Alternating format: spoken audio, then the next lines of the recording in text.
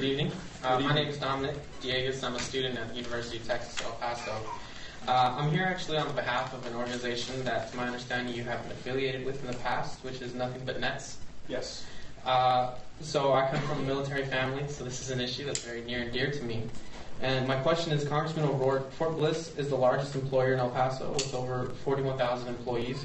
Protecting our service members while they serve is critical, and the Department of Defense has identified malaria as the top public health threat to deployed military personnel.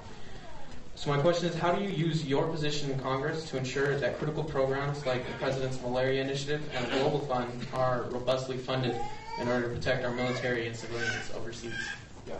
It's interesting, when we were talking about what it is we want to be around the world, we had service members in the last couple of years deploy to West Africa to combat Ebola. That's not traditionally a military mission, and yet our service members from Fort Bliss went into harm's way as soon as they were ordered to help ensure that we control the spread of that deadly disease. And by doing so, literally, subjected themselves potentially to exposure. And I know that their commanders and the leadership going all the way up to the Pentagon did everything they could to protect them against exposure to Ebola, but also to malaria and to other things that we don't necessarily typically have to worry about at Fort Bliss or in El Paso, Texas. So I want to make sure that wherever we are deployed, and I mentioned 140 countries on almost every continent on the face of the planet, that whatever the unique conditions are, our troops, our service members have the protections that they need, the readiness that Bill Hart talked about,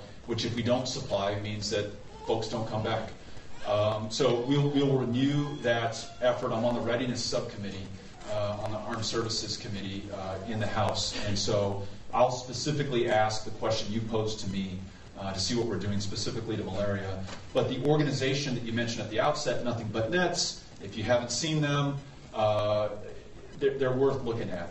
It's an incredible group of people, primarily young people, who are helping to raise funds to buy anti-malarial nets in Africa that are literally every day saving countless lives that otherwise would be lost from these preventable infections. So Amy and I are big fans. We're supporters to the degree that I can help in the foreign aid budget, which is less than 1% of our total budget, and far too much of it, I think, goes to support military sales and not enough goes to save lives. If I can help to change that imbalance, I will do so. And I appreciate you raising the point. Thank you.